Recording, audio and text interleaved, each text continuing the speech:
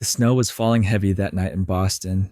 Inside my mother's house, the lights were warm, the table was full, and the laughter was louder than the Christmas bells outside. I sat there, quiet, carving the turkey. My brother Stephen raised his glass and smirked at me. "Richard," he said, 44 years old, no wife, no kids. All you've got is a bunch of rusty trucks." The room erupted in laughter. Even my cousins chuckled. My mother lowered her eyes, but no one defended me. At that table, I wasn't a man. I was a punchline. I swallowed hard, the taste of salt and shame mixing with cranberry sauce. I smiled on the outside, but inside something cracked. I looked at Stephen, his gold watch, his wine-stained grin, his arrogance fed by a business I built with my own hands. He thought I was weak. He thought I'd stay silent forever. But that night, as the snow piled higher outside, I made a decision. I would never let him laugh at me again. Not tomorrow, not ever. This isn't just a story about family. It's a story about betrayal, silence, and the kind of revenge that leaves no scars on your hands, only on their soul. If you've ever been mocked by the people closest to you, stay with me. You'll understand why I did what I did. And if you crave stories of betrayal and justice, don't just watch. Subscribe. Because this story is only the beginning. My name is Richard.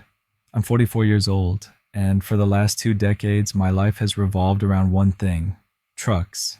Not the shiny kind you see in ads, but the heavy ones that haul freight across the frozen highways of Massachusetts. While other men built families, I built roots. While they raised children, I raised a business. My company, my fleet, became my only legacy. Boston was never kind to dreamers. Every mile felt like a fight. I started with one secondhand truck, sleeping in it through snowstorms, running deliveries when no one else would. I sacrificed birthdays, weddings, even the chance to fall in love, just to keep my wheels turning. And yet, the person who benefited the most was never me. It was my older brother, Stephen. He never spent one night in the cold, never missed a holiday, never bled for this business the way I did. But he lived off it. He enjoyed the money, the recognition, the lifestyle. When people praised our company, he smiled like he owned it. I let him. For years, I let him. Because that's what family was supposed to mean. Loyalty, trust. But loyalty is a chain, and sometimes chains break. When you've carried someone for so long, and all they give you back is contempt, something inside you starts to snap. At 44, I was tired. Tired of silence. Tired of being mocked behind polite smiles. Tired of being the workhorse no one respected. And that winter, in the heart of Boston, I realized something. Family may bind you by blood, but respect must be earned. Stephen is my brother, 3 years older. Same blood, same last name. But that's where the resemblance ends. While I was hauling freight across icy highways, Stephen was warming bar stools in South Boston. While I was signing contracts at dawn, he was still asleep, head buried in silk sheets he didn't pay for. Stephen had charm, too much of it. The kind that gets you free drinks at the bar, or the kind that makes a banker overlook the fact you've got nothing to show. He could walk into a room and have everyone laughing within 5 minutes. He lived off smiles. I lived off sweat. And yet, somehow, he convinced everyone we were equals in this company. Some even believed he was the brain behind it. He told stories of late nights at the office, of clever deals only he could close. But the truth, he never lifted a box, never signed a check. Still, people bought into it, because Stephen knew how to sell an illusion. He wore tailored suits, shook the right hands, kissed the right cheeks. Meanwhile, I was the shadow in the background, the quiet brother, who made things run but never took the spotlight. For years, I let him play that role, because I thought, maybe it didn't matter who got the credit, as long as the business survived. But respect isn't a gift. It's stolen, or it's earned. And Stephen had been stealing mine for decades. Boston praised him. Our family adored him. And me? I was just the man behind the curtain. Until Christmas night. Our father died when I was 16. Boston winters felt colder that year, and the house felt emptier. Mom worked nights cleaning offices downtown, just to keep food on the table. I took a job at the docks, unloading crates in the freezing wind. My hands cracked, my back ached. But I told myself it was for survival. Stephen? He was 19 then, old enough to help, old enough to carry the weight with me. But he never did. He found excuses, he found parties. While I counted every dollar, he counted every drink. When Mom finally scraped enough to keep the lights on, Stephen spent it on clothes. When I saved enough to buy our first secondhand truck, Stephen bragged about it like it was his idea. I let it slide, because back then, I still believed family meant something. I thought one day he'd step up. One day, he'd see the sacrifices we made. But years turned into decades, and the truth never changed. Stephen was the one smiling in photographs, arm around cousins, flashing that easy charm. I was the one missing from the frame, out on the road, hauling freight through blizzards. The company papers, the debts, the risks, they were all in my name. Stephen never touched them. He didn't want the burden, only the rewards. And the family? They believed his stories. To them, he was the golden sun. I was the shadow. Every family has its roles. Ours were written in stone. Richard, the workhorse. Stephen, the star. But stones can crack. And that Christmas, mine finally did. Christmas Eve in Boston. The snow outside was soft, the windows glowing with candlelight. Inside my mother's dining room, the table stretched long, crowded with cousins, uncles, nieces. Laughter filled the air, the kind that should have felt warm. But warmth can turn cold in a single sentence. Stephen raised his glass, that smug grin on his face. "Here's to my little brother," he said, voice loud enough to silence the room. 44 years old. No wife, no kids, no life outside his trucks. If it weren't for me, he'd be sleeping in one of them. The table erupted. Forks clinked, glasses tipped, cousins burst into laughter. Some looked away, but most joined in. Even my mother forced a weak smile, too tired to argue. I sat there frozen, the cranberry sauce sour on my tongue. My face burned, but I didn't move. I didn't speak, because silence can be sharper than words. I watched Stephen bask in the attention, his gold watch catching the light, his arrogance fed by their laughter. He thought he won. He thought I'd swallow the shame, like I always had. But inside, something cracked. That night, I didn't feel like Richard the workhorse. I didn't feel like the shadow anymore. I felt something colder, sharper. I knew right then Christmas would no longer be about family. It would be about justice. And Stephen? He had just written his own downfall. That night, after the dinner, I drove through Boston. The streets were buried in snow, the Charles River glazed in ice, bridges glowing faintly under the weight of December lights. My hands gripped the steering wheel so hard they ached. The laughter from that table still echoed in my head, each chuckle like a hammer on my skull. For years, I told myself silence was strength, that swallowing the insults was the price of keeping peace. But that night, silence tasted like poison. I pulled over by the Longfellow Bridge, the city lights reflecting off the frozen water. Steam rose from my breath as I stepped out, the air sharp enough to cut. Boston was quiet, but inside me, a storm was raging. I thought about the nights I slept in trucks, while Stephen drank in clubs. I thought about the contracts signed with my blood, while he basked in the spotlight. I thought about my mother, watching me shrink at that table, powerless to defend me. And I knew this couldn't go on. Some men are broken by humiliation. Others are reborn from it. That night, on the bridge, I buried Richard the Shadow, and I became Richard the Reckoner. I wasn't going to shout. I wasn't going to fight. My revenge would be colder than the wind biting my face. Stephen thought he'd mocked me. What he really did was awaken me. The morning after Christmas, I walked into my office in South Boston before the sun came up. The city was still asleep, but I wasn't. The walls smelled of stale coffee and diesel, the kind of air I'd lived in for 20 years. On my desk sat stacks of invoices, contracts, ledgers, paperwork that no one in my family ever touched except me. Stephen thought I was too quiet to fight back. He thought silence meant weakness. He forgot that silence also meant watching. And I had watched.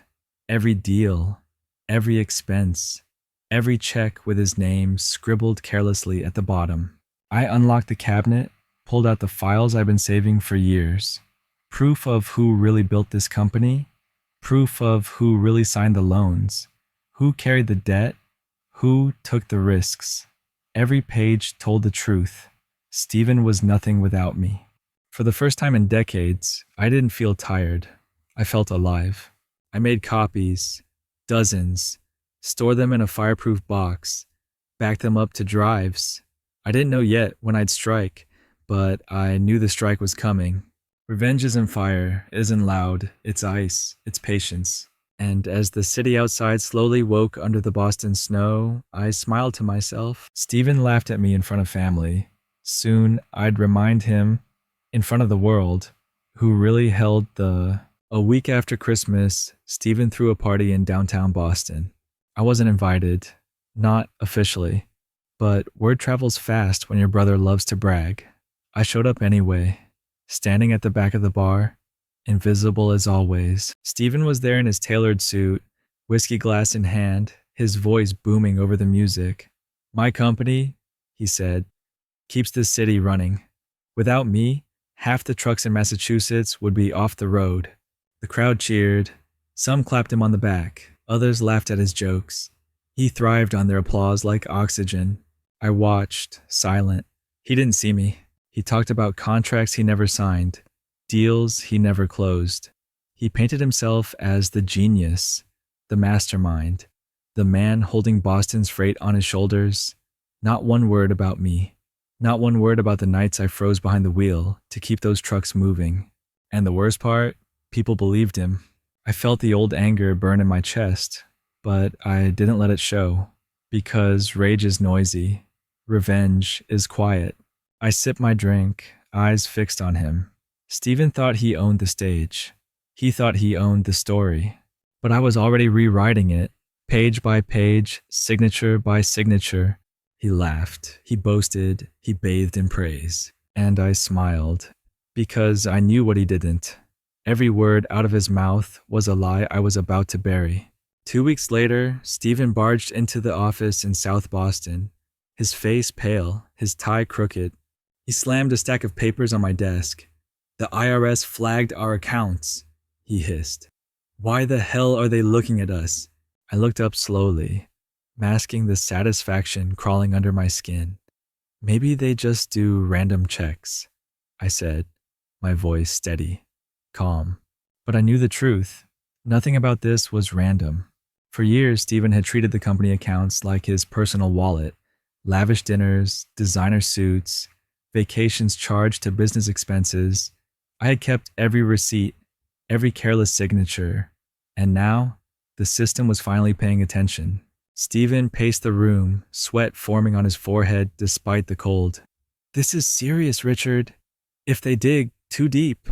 He stopped himself, realizing he had said too much. I stayed silent, letting the weight of his panic fill the air. Silence is power, and that day I wielded it like a blade. For the first time in a long time, Stephen didn't look invincible. He looked small, like the fraud he was. He tried to laugh it off, forcing a grin. "We'll fix it. I've got connections." But his voice cracked, and that crack was all I needed. Because fear, once it takes root, grows fast. And watching him tremble, I knew the seed had been planted. After Stephen's panic, I knew the timing was perfect. While he drowned himself in whiskey and excuses, I spent my nights in the office, meeting with lawyers, accountants, and men who didn't waste words. Boston has plenty of sharks, but I didn't need predators. I needed professionals, quiet ones, the kind who move paper like knives. The plan was simple: shift the company's backbone, contracts, assets, and most importantly, the shares, into safer hands. My hands. One by one, I signed documents under the glow of the desk lamp. Every signature was a cut, bleeding Stephen's control away without him noticing. The trucks, the routes, even the warehouses, bit by bit, they slid from ours to mine. And then I reached out to a logistics giant. They'd been circling us for years, sniffing around for an opening. Now I gave them one, on my terms. We met in a quiet office overlooking the harbor. The contract was thick, the numbers larger than anything Stephen could imagine. They didn't care about him. They wanted stability, and I was the only one who could provide it. When I signed that agreement, I felt something I hadn't felt in years. Control. Stephen still strutted through bars, bragging about his company. He had no idea the ground beneath him was already gone. And as I left the harbor that night, the city lights shimmering on the water, I whispered to myself, justice doesn't shout, it signs. Stephen always thought money could solve everything. So when the pressure started crushing him, the first place he ran was the bank on Boylston Street. He walked in wearing a suit worth more than my first truck, smiling like he owned the city. I wasn't there, but I didn't need to be. I already knew how it would end. Because weeks before, I'd sent the bank a package, a neat, quiet report, expenses, debts, tax flags, all with Stephen's name attached. They didn't see a successful businessman. They saw a liability, a storm waiting to happen. So when Stephen sat across from the loan officer, spinning his usual charm, the smiles didn't land. The pen never moved. And when they finally slid the folder back across the desk, the words were colder than the January wind. Denied. Too much risk. Stephen stormed out, his grin gone, his face red with panic. For the first time, charm wasn't enough. I heard about it later from a friend in finance, and I didn't laugh. I didn't celebrate. I just let the silence sink in. Because this was the second crack in his armor. The man who mocked me at Christmas was finally learning what it felt like to be powerless, and I wasn't finished. Not even close. News travels fast in Boston, but nothing travels faster than family gossip. It started small. An uncle mentioning that Stephen looked tense at the bank. A cousin whispering that a supplier hadn't been paid. By the time another Sunday dinner rolled around, the whispers had turned into a chorus. Stephen still walked in with his gold watch and forced smile, but it didn't shine the same. His jokes fell flat. His laughter echoed too loud, like he was trying to drown out the silence around him. I sat at the far end of the table, carving my roast, listening. Is it true the company's in trouble? An aunt asked carefully. Stephen waved his hand, scoffing. Rumors. Don't believe everything you hear. But his eyes betrayed him. His hand shook when he reached for his glass. The family noticed. They always notice. For years, he was the golden son, the one they bragged about at weddings and funerals. I was just the shadow, the quiet brother they forgot to mention. But shadows have a way of outlasting the light. I didn't defend him. I didn't speak. I just let the silence stretch, heavy and undeniable. Because sometimes the cruelest revenge isn't striking the blow. It's watching your enemy collapse under their own lies. And that night, around my mother's table, the family began to see Stephen not as a star, but as a fraud. It was late, past midnight, when I heard the knock. My apartment in Cambridge was quiet, the city muffled by winter snow. I opened the door, and there he was, Stephen, the same brother who once laughed at me in front of everyone. But this wasn't the man in a tailored suit, flashing his watch.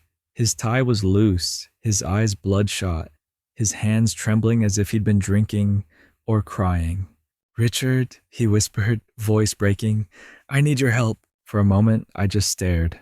Years of humiliation, years of silence, all condensed into this single image. The golden sun, begging at my door. He tried to explain. Accounts frozen, partners pulling out, whispers turning into open accusations. He said he didn't know what went wrong, that everything was slipping away too fast. But I knew. Every crack, every collapse was by design. I didn't answer. I just let him talk, his words stumbling over themselves, collapsing like his empire. Finally, he looked at me with tears in his eyes. Please, little brother, just this once, save me. I held his gaze, my face unreadable, and then slowly I closed the door. The sound of the lock clicking was louder than any laughter I'd ever heard at Christmas dinner, and on the other side, Stephen broke. 2 weeks later, the boardroom downtown was filled with tension. Stephen sat at the head of the long mahogany table, his smile forced, his knuckles white against the wood. The investors were restless. Contracts stacked in front of them, numbers they didn't like, signatures they questioned. Stephen tried to charm them, the same way he always had. But charm doesn't balance ledgers. Charm doesn't stop the bleeding. Then the door opened and I walked in, calm, silent, carrying only one folder. Stephen froze. "Richard, what are you doing here?" I placed the folder on the table. Inside were documents, clear, final, undeniable. "I came to finish what you started," I said. He flipped through the papers, his face draining of color with every page. The company he mocked me for, the company he bragged about owning, wasn't his anymore. It hadn't been for weeks. The warehouses, the trucks, the contracts, sold, transferred, all under my name. "The night you mocked me," I told him, my voice steady, "was the night I sold everything you lived off of." Silence swallowed the room. Investors stared. Stephen's lips trembled, his world collapsing in real time. He looked at me like a drowning man, searching for a rope. But there was nothing left to grab. And for the first time in his life, Stephen understood what it felt like to be powerless. After the meeting, Stephen disappeared. No more parties, no more speeches. The man who once filled every room with noise had gone silent. I didn't see him for weeks. Rumors said he was selling his watch, his car, anything to keep himself afloat. For a man who once mocked me at Christmas, there was no spotlight left, only shadows. And me? I didn't celebrate. I didn't throw a party. I sat alone in a diner off Massachusetts Avenue, a glass of whiskey sweating on the table, the neon sign outside flickering red and blue. The trucks still ran, but they weren't mine anymore. The company was gone. I had sold it all. People think revenge tastes sweet. They think it's fire, it's victory. But sitting there, watching the city move outside the window, I realized something different. Revenge isn't sweet, it's heavy. I didn't laugh when I watched Stephen fall. I didn't feel joy when I saw his arrogance stripped away. What I felt was silence. A deep, echoing silence where anger used to live. But that silence, it was enough. Because sometimes revenge doesn't heal the wound. It doesn't erase the past. It just makes sure the pain doesn't spread any further. And for me, that was justice. If you've made it this far, maybe you understand. Maybe you've felt it too. That sting when someone you love turns you into a joke. That silence at a family table when no one stands up for you. That burning anger that makes you question if respect will ever come. I carried that anger for years. I buried it under work, under sacrifice, under silence. And when Stephen mocked me at Christmas, it all came boiling up. I chose revenge. Cold, patient, calculated. Was it worth it? That's a question I still ask myself. Because revenge doesn't erase the pain. It just stops it from spreading. So I'll ask you, what would you have done if it was your own brother? Would you have forgiven?